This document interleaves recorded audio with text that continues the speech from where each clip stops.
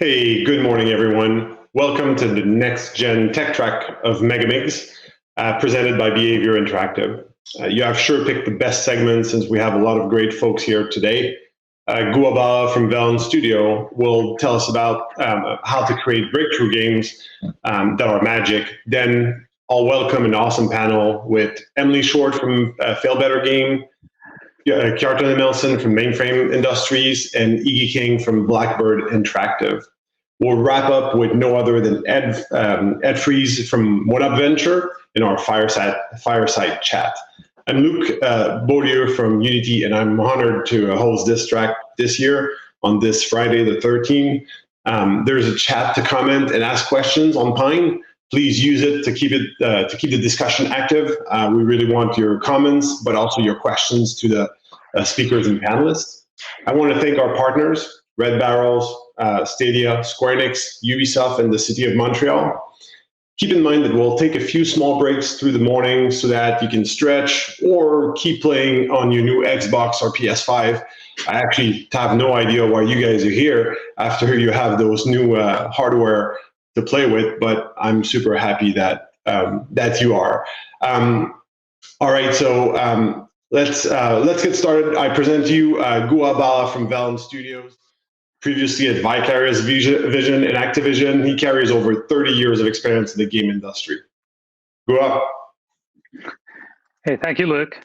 I'm going to talk to you today about creating breakthrough game experiences.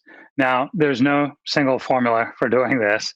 This is simply our perspective on how we approach innovation and producing something breakthrough, especially at a time where so many new platforms are coming out and so many new things are possible.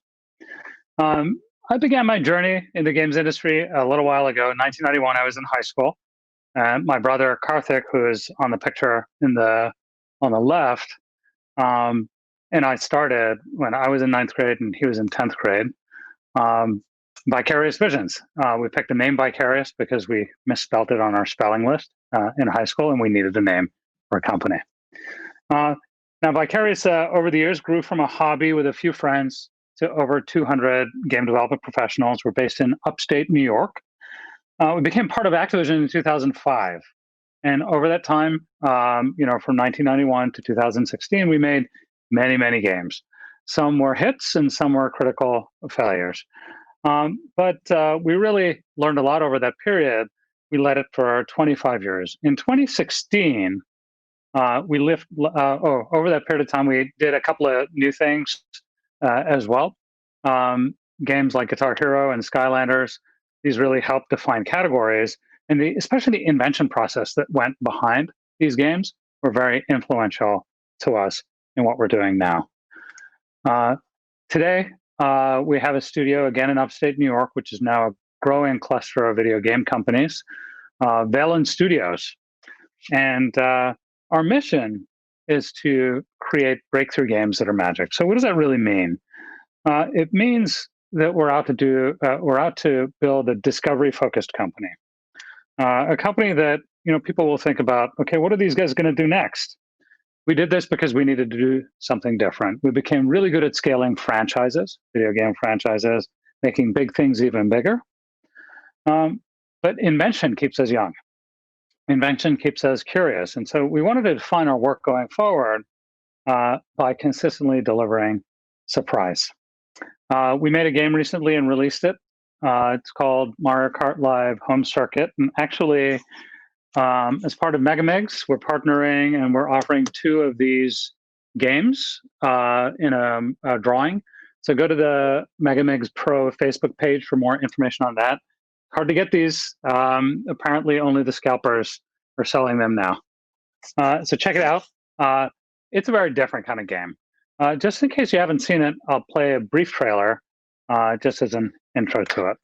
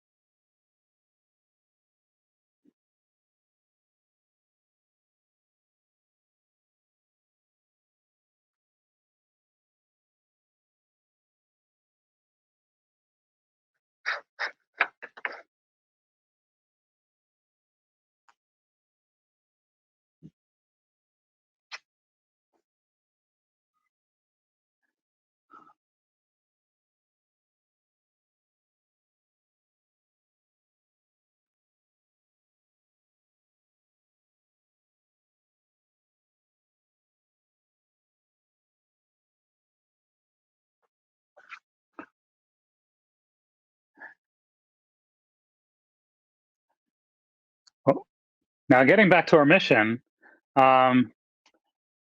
simple things are hard. And this is a theme that I'll keep coming back to. One of the things in creating breakthrough experiences is delivering something simple, universal, but unexpected to consumers. Now, simple things are hard. Equally difficult is producing a very simple business plan. This is the actual business plan that we had when we started the studio in October of 2016. It looks like a ridiculous 4-step process. It's much harder to do than writing it down. So the first step was building an awesome team. The second step, finding the magic in something new that the team was really passionate about. Now, Mario Kart Live wasn't the product of a master plan. It wasn't the product of a master design. It was really a process in discovery at every step of the way. Step 3 was figuring out how to go to market with this thing that we had discovered, and then finding the right partners to do it.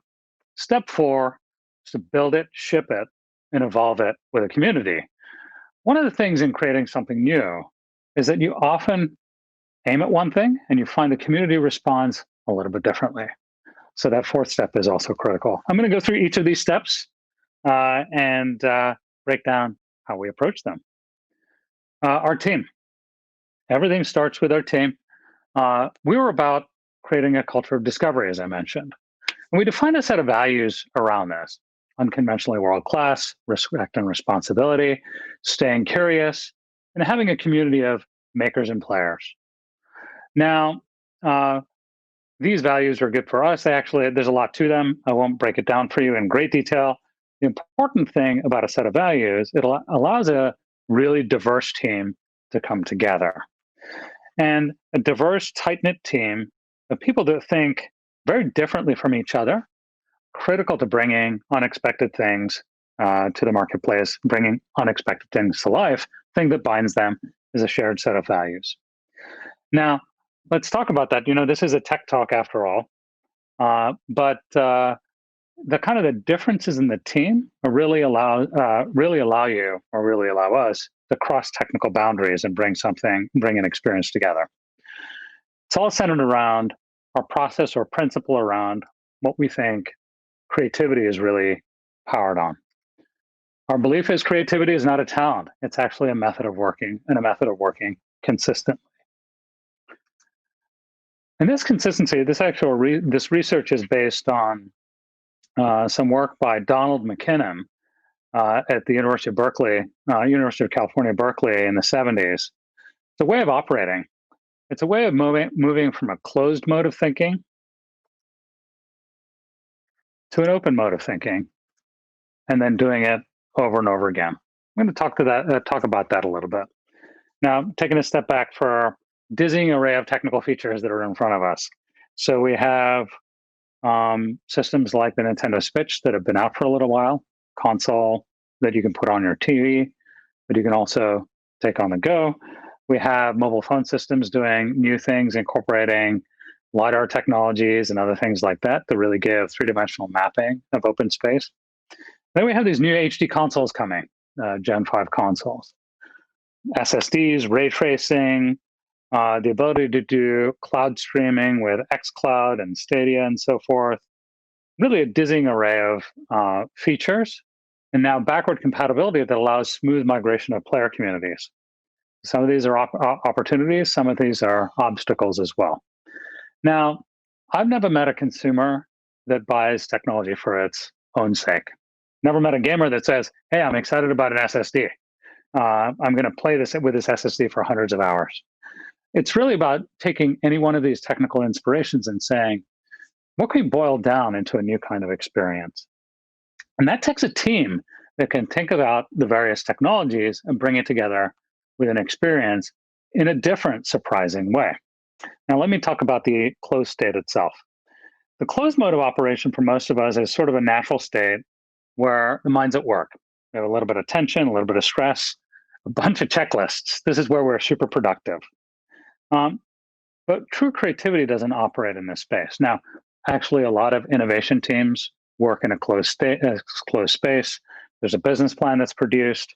The business plan says, hey, there's an opportunity area in augmented reality.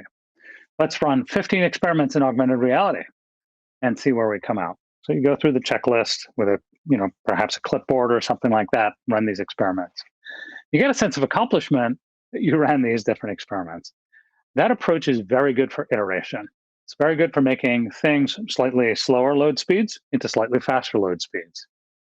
But it's not the way to deliver something truly surprising. That's where you need to go into the open state. The open state is something that's a lot less comfortable. It's more unstructured, something where you can spend a decent amount of time and come up with nothing. It's where the mind is a bit more playful, can challenge the assumptions. You break it down and you start dreaming a little bit. Now, what makes a team a bunch of closers, people that could deliver a product, versus a bunch of dreamers? And it's actually quite hard to find the mix in any one team. The art of innovation is really having a team that's tight-knit around a simple set of objectives that can continuously migrate from the closed to the open state. Actually, the comedian John Cleese has an awesome piece on YouTube about creativity. He talks about it with sketch comedy and how to come up with unpredictable, off-kilter, start with the familiar, but go to the unfamiliar and then back again in the construct of a writer's room. But it's a great model for thinking about innovation for the game industry as well, for making video games as well. And so the tightness of the team, the values compatibility, the diversity that we bring in terms of not only the ways of thinking creatively, but the technical interests as well, are super critical to being able to say, let's get things done, but then also let's think of things that are new and continuously going through this. In the course of Mario Kart Live, we started with an idea for putting a drone camera on an RC car. The drone camera, and it provided this really immersive, connected experience for driving that we thought could visualize the world in a different way. But we couldn't do much with it because it was an analog signal. And so we had to go through this continuous process of looking at different approaches to being able to have super low latency video between an off-board optic system and computing device with heavier computing that's available on a remote device. Then we had to write our own computer vision libraries because the state of the art co-located all of these things, perhaps on a phone or something like a HoloLens. So it was really these challenges nested and over time, and many of these that we had to accomplish over the course of 3 years before a simple, elegant, compelling experience was actually possible. Now, it's important to be able to recognize how to be able to do this, how to be able to do this in a tight manner, the difference between iteration and innovation, and give the team the time to bake it. In a lot of ways, we're under tons of schedule pressure. We're running out of runway in terms of capital and money. It's really important to say, keep it small, keep it tight, give it the adequate amount of time, and value the idea that someone is passionate about. One of the most important principles around this is that you can't have a team of thinkers and a team of doers. Everybody has to be a maker as well. Now, the second big point, find the magic in something new. There are game designers that paint a broad picture. I have a vision for a game. I want to do warfare in the Cold War. I want to do it in modern times. I want to do it in World War II. These principles work. They especially work for existing franchises and concepts. But it's very difficult to do something surprising and new, especially in a way that's really hard to describe with a broad strokes approach. That's where we look for the atomic unit of fun, the moment-to-moment interaction. So when we look for the magic, we look for the smallest unit of fun that we can find, a highly repeatable activity where you just can't put the controller down. Now, I love to use the example of Zelda. Zelda is a game with many, many systems. Every iteration of it has super compelling gameplay. You can literally play this thing for sometimes for hundreds of hours. But Zelda is fun because of unitary systems like cutting grass with a sword. Single repetitive motion is so satisfying and can be layered that you just can't put the controller down. And the proof is only in the play. If you're doing something truly new, the concepts matter a lot less than the play feel. And that's what we really look for. Anything short of that is not worth taking to the next step. And part of the reason for that is something simple is hard. Like, I don't think anybody would have predicted that a bathroom scale could have sold 45 million units, as was the case with Wii Fit. Or somebody playing a plastic guitar with sort of a schematic for notes that are sort of fake down a highway would be such a compelling experience. So something new has to be kept simple because there are some fundamental questions that are really hard to answer. Who is it for? Now, direct comparables are often difficult. The second one is the basic experience enough to engage gamers. Complexity doesn't solve the problem of, is that unit of fun really compelling? And then you have to ask yourself why this hasn't been done before. And this is where the tech part comes in really interesting, comes to be really interesting. Often simple ideas haven't been done because they're super hard problems to solve. Layer a complex design with super hard problems, and that usually equals failure. The simplicity in the design can often allow you to focus on the few hard problems you need to solve to really make an idea come to life. Now, step 3, going to market and choosing the right partners to do so. Now, in this world, a lot of times you can actually just self-publish if you're small enough and you know exactly where the audience is. Some ideas really require partners.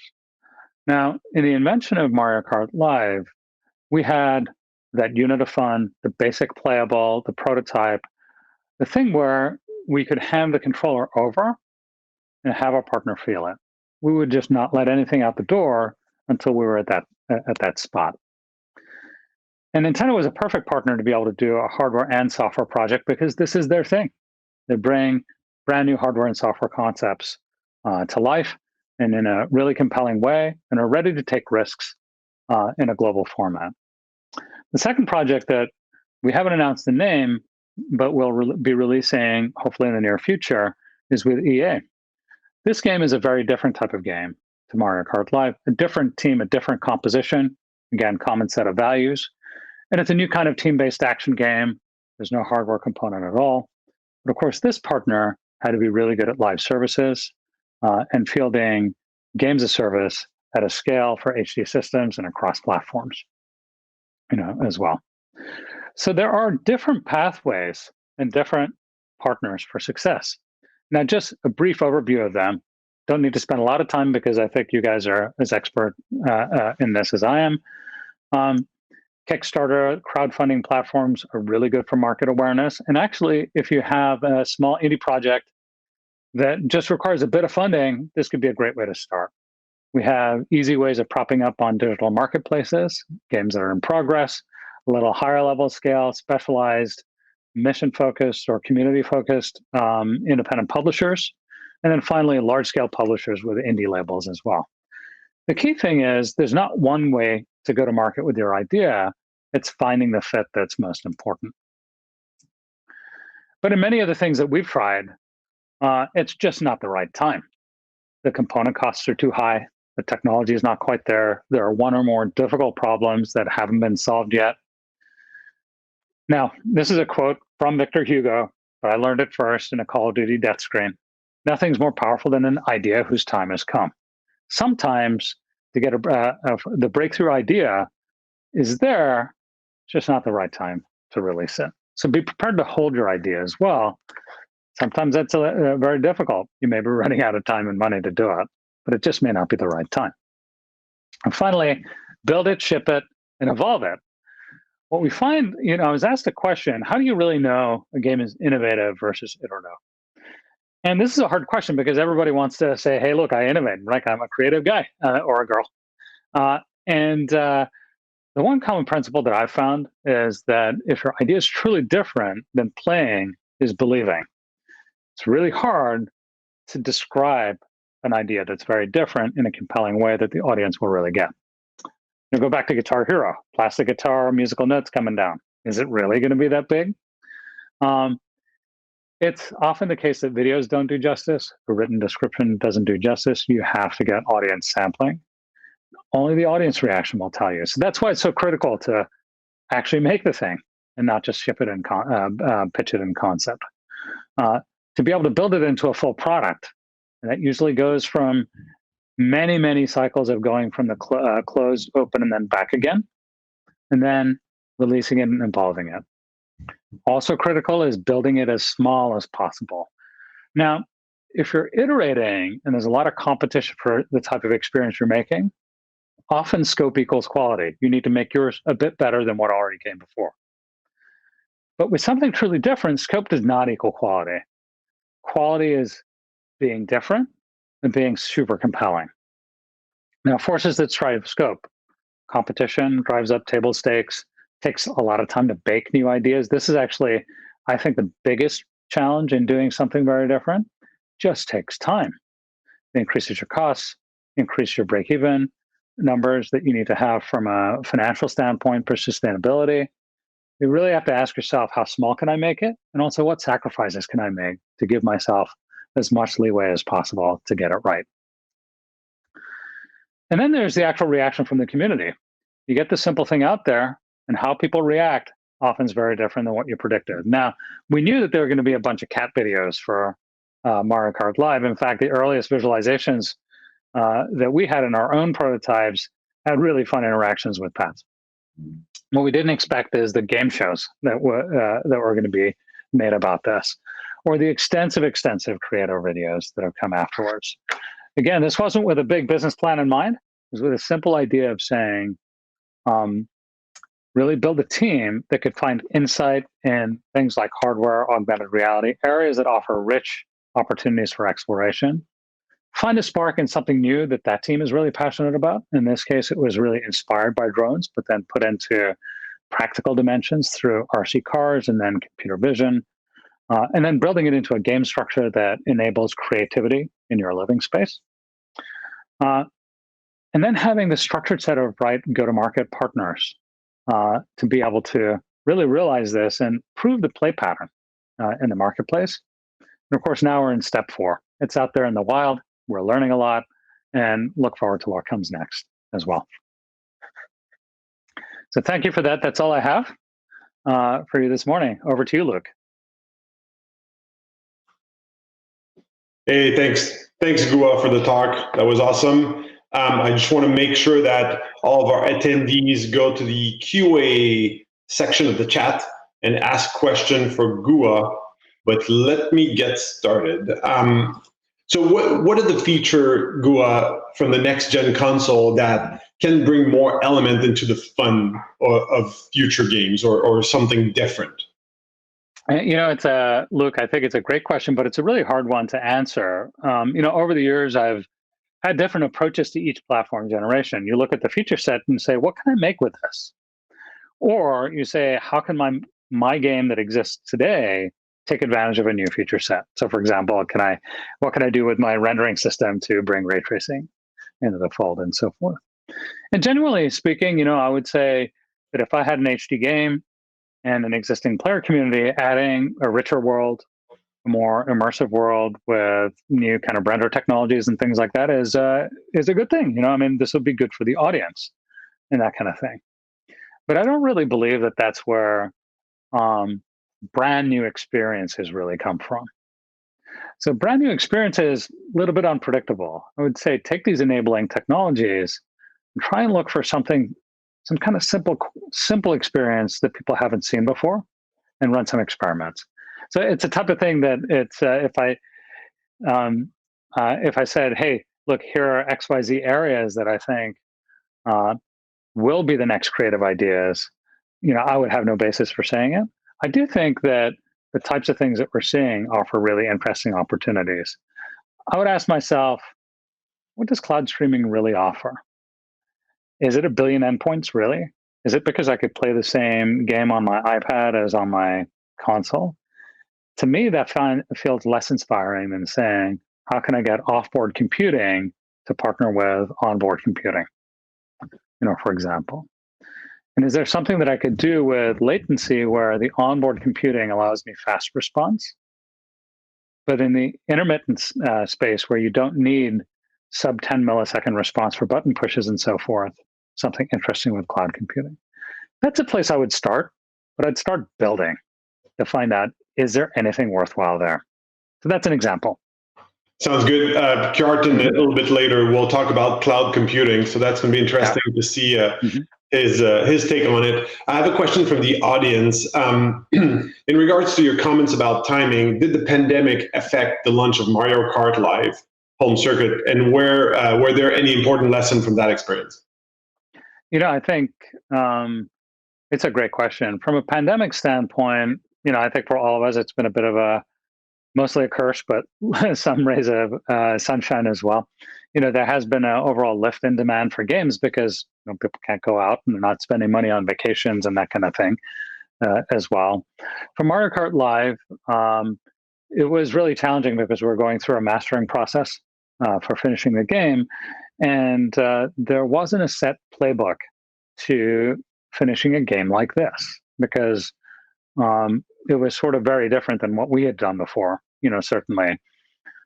So many of the conditions to make Mario Kart Live usable is based on the living space of the user, not based on just, whatever environment that we create on a console or inputs or even network systems that we're quite familiar with. And so it was a really interesting challenge doing that, and doing it at a time where all of our workforce, all of our team was at home and in their homes. I think there are other elements of challenge that we encountered too. This is a manufactured product. This is not just a digital product. And so getting the goods made, getting them shipped worldwide, getting them stocked and things like that, these presented unique challenges. What I am amazed at is, and I think you all would have seen this in your environments too, how people can rise to the challenge and how so many things are possible even under what we would have considered unimaginable about a year ago. Nice kind of follow-up question to this. You've been in industry for a while. What do you think will happen once the pandemic is over? How is it going to affect the game industry, positively or negatively? I think so. So this gets into theories, that kind of thing. So the real answer is I don't know. So I certainly don't have a crystal ball. I would say a few things, though. I hope this has really broadened my mind in terms of what's possible from a workplace at home, in addition to being in person. Now, especially for what I do, which is really very invention focused, like human to human interaction is so important. So I'm looking forward to getting face to face with my team and my industry colleagues as well soon. Soon meaning probably by the middle of next year is my guess. On the other hand, I would say I really enjoyed spending more time with my kids. And the summer is usually crazy. The summer is crazy mastering games. The summer is crazy traveling to conferences. It's crazy in terms of the way we communicate about our ideas. And crazy enough, we have to go to in-person media events to brief press all over the world. And so I've really found it very enriching for me to be able to say, look, let me work and let me have dinner with my family as well. And I think we should actually welcome this as an opportunity for all of us to have a better kind of work-life balance. For me, it's never been about limiting my work hours, but having a better balance has always been a goal for me. So I think that's really powerful. It's also forced us to think about creative ideas a little bit differently. So this remote work also allows us to think about things like, cloud, how does it affect workflows? In addition to what the actual end consumer experiences would be as well. So really interesting different things, I think. Nice. Another question from the audience that's related to one of the question I had. Do you have a process for identifying the next exciting area of technology for new play, or how do you test your new ideas?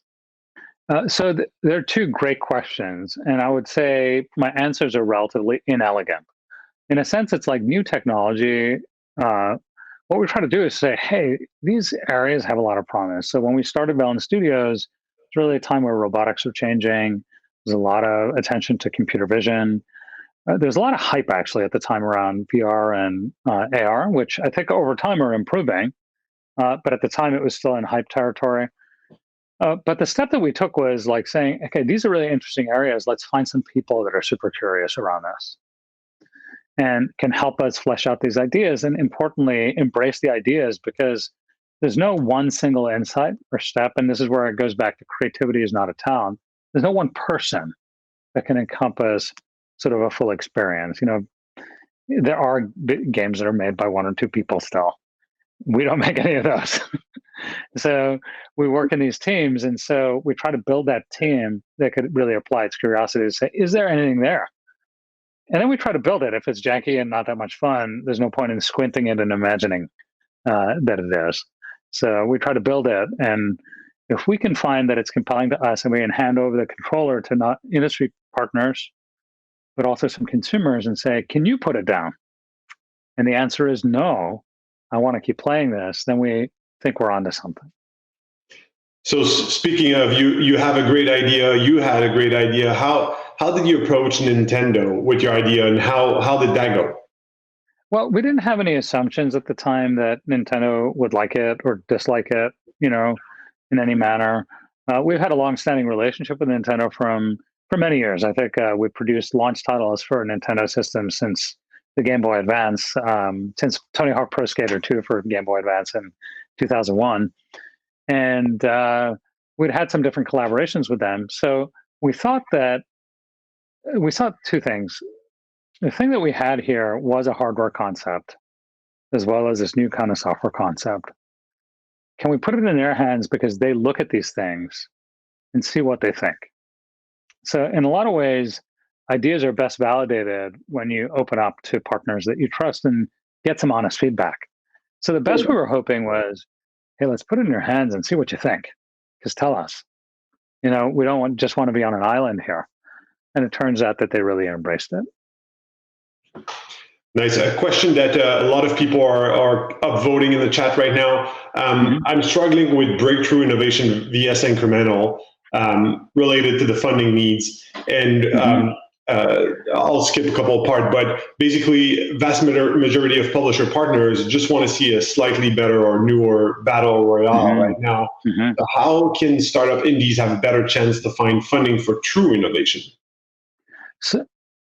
So I think that this is actually a really interesting question and doesn't have a single answer, but so I'll just tell you my perspective on it. The first element is that, I think the hardest part is building something where if you hand it over, the other person can't put it down. So this is where a real different, innovative idea that's just based on a charismatic pitch, fancy art, and all of those things rarely makes it anywhere. Actually, the fancy pitches are usually iterative concepts that are things that are a little bit better than what's there before. The original ideas are almost unbelievable and unbankable unless they're playable. So if you have something that is really interesting that you can hand over to someone, that's sort of the first step. The second step is that I find there are different ways to establish awareness. So that's where things like crowdfunding, even releasing it in the digital channels like Steam Early Access or on sort of the iOS, Android marketplaces, can give you community feedback that can show, hey, look, there's an audience for this and a following for this as well. And what I've found with publishers like Devolver or Team 17 is they succeed with difference and they fail with sameness. In fact, the game that that EA Original, it's going to be published by EA under the Originals label. We had prototyped that for 18 months before anybody outside the studio saw it. When we did, we actually met with lots of people that it just wasn't the right fit for. Everybody had fun, but not everybody's business model fit with doing a game like that. And so one of the things, although I would say this was 2018 when this happened, one of the things that all of them had in common was they were thankful that it wasn't another battle royale. By the time 2018, I mean, the battle royales really came of age in 2017. By the time 2018 rolled around, I think every pitch at E3 was about a battle royale, and nobody was showing up to play those. Yeah, understood. We saw that many times in the game industry. There's a game genre that works well, and everybody wants the same thing. What's your take on VR adoption and the changes to come? So VR adoption, I don't. Again, I'm not in the crystal ball business in that sense, but I do think that Quest 2 looks really cool. And there's some opportunity there to be able to think about what kind of new experiences are possible. And I think from a VR standpoint, the concept of the idea, the time hasn't come yet for the idea was true of VR when it launched.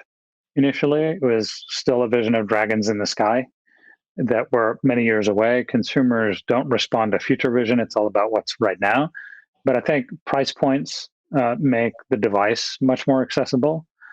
And a lot of the early growing pains in terms of what works and what doesn't, especially this notion of doing existing genres on screen-based systems, like flat screen-based systems in VR, people have been largely disabused of that. They're going for things that actually work in VR now.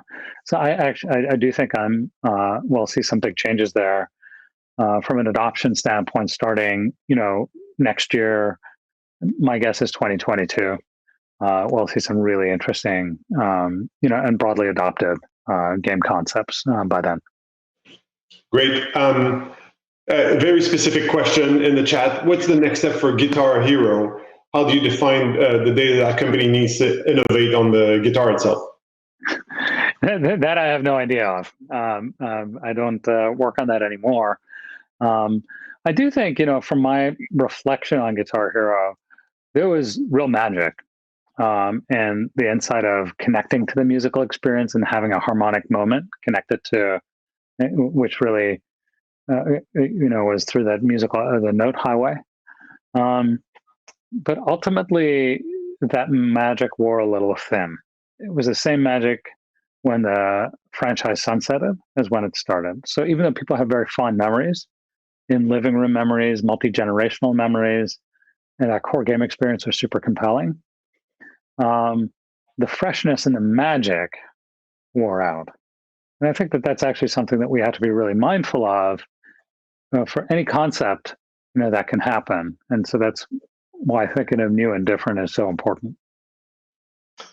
7 years ago or so, we've heard folks saying that's the next generation of console. Now we have a new one. Do you think this one is the last one? No, I can't imagine that this is the last generation of consoles, mainly because, actually, it sounds like insanity to me, frankly, because you can always have some kind of different experience by having super low latency at your endpoint with some computing power and some presence and sensor technology than you can have in the cloud. So the biggest argument that I've heard for this is the last console generation is, well, the data center can be so much bigger than what's actually in your house. And I just look at my own system. I have a gigabit internet connection in my home, which is supposed to be a really fat pipe. But that's just my pipe from here to the local data center where everything is pooled. So much around the world depends on what actually happens in the last mile and what happens with infrastructure. So that's one piece. Second piece is, we're in a home full of sensors, and which is scary from a privacy standpoint. But we're in a home full of sensors, and it's about the human interaction, about the way I connect with the interactive experience that's so important. My connection through my eyes, through my fingers with that interactivity is super, super important. So these things all sort of make me think, hey, there's always going to be a local device of some sort. Now, what shape that takes, what kind of relative processing balance that takes, what kind of sensor distribution will be local, and things like that. These things, hey, I bet we'll keep coming up with good ideas on those. Guha, there's a lot of acquisition in the industry right now. How do you think that will shape up the industry 5 years from now? So I do think that there's a consolidation and acquisition, consolidation that happens when there are established sort of value delivery mechanisms. So, there are a few things in our industry that didn't exist 30 years ago. The first one is an efficient capital market. So funding is almost never a barrier for getting efficiencies financially. It started with larger companies, larger publishers, but the reality is there are large private equity firms and other sources of capital that are chasing opportunities in video games today. So wherever we find there's an advantage in combination to get to scale, to do more of the same in a strategy, we'll see consolidation. So it's been happening for 30 years. But at the same time, there's so many things that aren't efficient with scale, like invention, like creation of independent titles, like the introduction of new types of devices and sensors in the home that could change interactivity itself. And so the one ring to rule them all theory, or this is a market for only large dominant firms, doesn't actually work. And in fact, is shown to be the opposite. And we can even see that just reflecting back on the last 3 or 4 years. So many of the good ideas have not come from the big players. Yeah, that's true. And we see a lot these days happening from smaller players. We have 2 minutes left, and outside of the Q&A, a lot of people talked about Ring Fit. So I'm just throwing this out there. Do you think it was a nice innovation? And what are your take on Ring Fit? So Ring Fit's awesome. I'm a big fan, and totally unexpected. And in fact, I got to admit, on a personal level, I thought it was a joke product when it was first announced. I was like, really? That thing looks like a Thigh Master from the 80s. But the actual set of games appeal in a manner, speaking to a similar audience. It's sort of a combination of Wii Fit plus living room family games. And so they've taken a kind of a gamer perspective and a social perspective on physical and physically engaging activities, let's say. So that's kind of a very academic way of looking at it, but it's actually pretty fun. It's fun to play with the family and that kind of thing. And the sales speak to it. I think I think the public release figures are upwards of 8 million units sold, on Ring Fit. So it's a type of thing where you're like, hey, look, I don't know what the audience for this would be, but it's a good idea. It's compelling. And it's fun for a group of people. It's fun for a certain audience. And I think it's really found that audience. Great. Thank you for your talk. Thank you for your insights. All attendees, we can take a very small 5-minute break. So either you finish a level on your new game or stretch, up to you. And we see you right here at 10:30 sharp. Thank you, Luc.